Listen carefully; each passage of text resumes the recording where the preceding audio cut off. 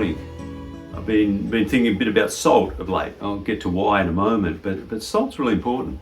It's something we take for granted. It's just always there. It's around us.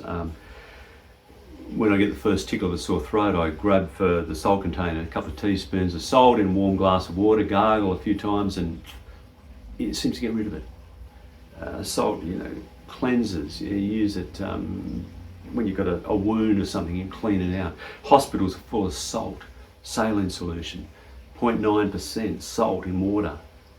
The body needs it. It's used in IV drips and rehydrate people, all sorts of things. It's a valuable resource. It's still used in preservation, and I've made sauerkraut using salt, rubbing salt into cabbage and adding some spices and stuff and leaving it to ferment.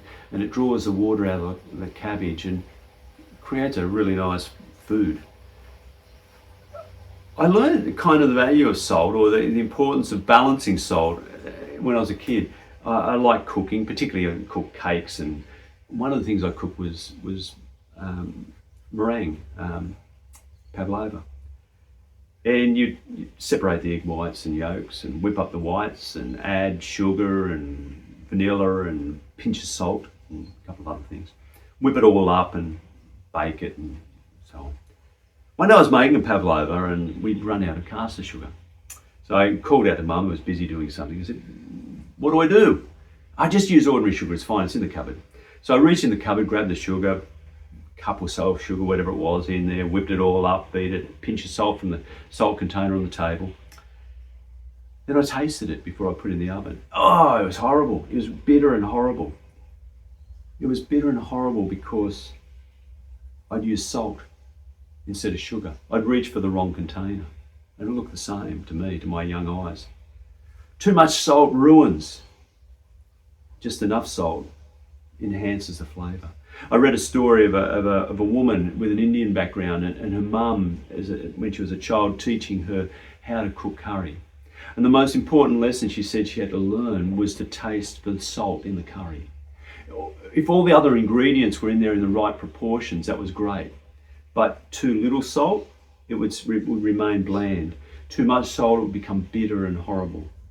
The right amount of salt balanced everything, brought out the right flavours. And she learned to taste for salt. Up until maybe 100 years ago, salt was a really valuable, vital commodity. People traded in salt. It was precious. It was a priceless commodity in some parts. It was used for medicinal purposes, cleaning wounds and treating skin diseases, stopping bleeding and other things. It was used to preserve food before refrigeration. Still is. It was also, Roman soldiers were paid in salt often. That's where we get the word salary. Romans salted their vegetables. We get the word salad. Salt was really important. And in this week's story from Matthew, he continues what we call the Sermon on the Mount.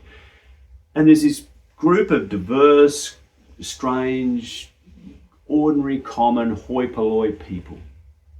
The people he's just described as blessed, people who are poor in spirit, people who are mourning life, their own lives, the life of the world, people who are meek and humble, who are bowed down by life, people who are pure in heart, people who are merciful, people who are making peace, people who hunger and thirst for righteousness, and those who are persecuted for living in this way.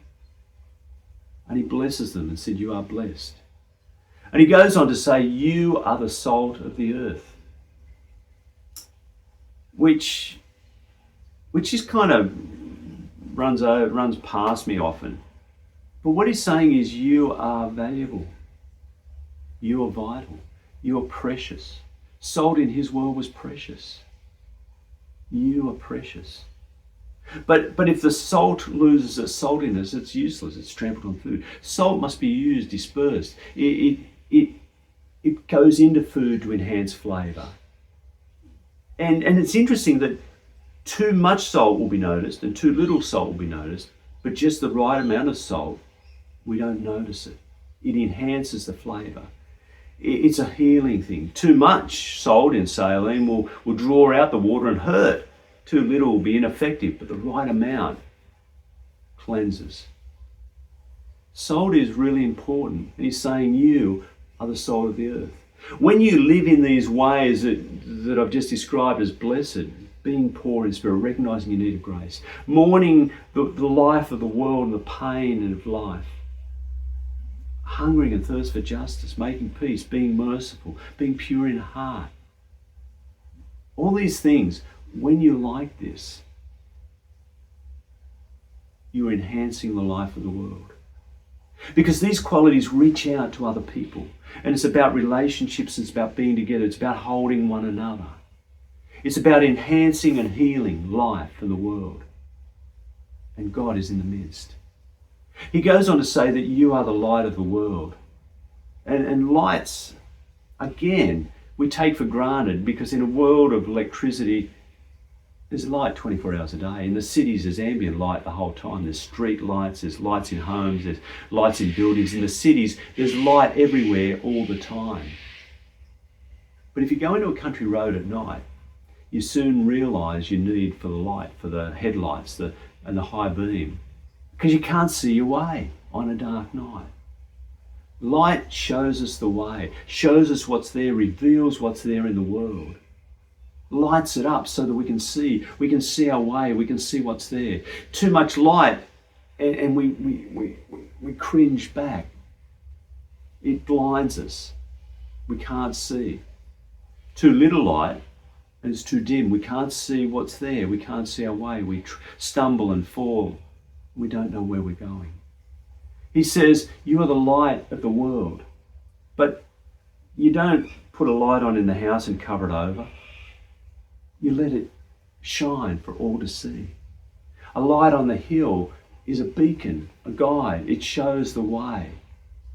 You are the salt of the earth and you are the light of the world. You are precious. You enhance life. You bring healing and you reveal the way. His way. The way of God in the world. And this is what we're invited to be. And in another reading this week from Isaiah's story, he talks about being light, the light coming, and you are to live as light. And to live as light is to live justly, to live with justice and mercy and kindness, love, to act for peace and hope, to reach out to other people, those who are hungry, to give them food, those who have nowhere to stay, the homeless or the refugee or the stranger in the land. Give them somewhere to live, stay, rest. Those who are sick, bring healing, hold them. Those who are distressed and sad and mourning, bring comfort. These are what the Beatitudes say, and this is what Isaiah says, and Jesus is inviting us to be the salt and the light. He doesn't say you should be salt, you could be salt, you will be salt if you were salt or light. You are. You are precious. You are loved. And when you live with that love, that kindness, that mercy, that justice in the world becomes a better place. It becomes what it can be. Communities grow. And people relate together. And everyone has enough and shares and is generous. And the earth itself is cared for. This is the vision of God that we're hearing and reading about. And we're invited into. There are people in my life who have been light and salt to me. Who have led and shined the way. One is Vladimir, who a friend and colleague who just died this week. He, in so many different ways, showed me the way, helped me to understand something of myself, something of faith and following Jesus, what it meant to reach out and care for people. He saw the poor and the outcasts and those who were on the edges, and he reached out to them and brought them in. He saw them and cared for them and reached out and loved them. Vladimir and so many others have helped me to see the way, have enhanced my life.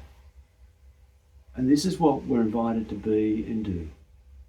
Salt and light. And when we are, God is with us and the world is a better place. So, let us be salt of the earth and light of the world, that which we are. Amen.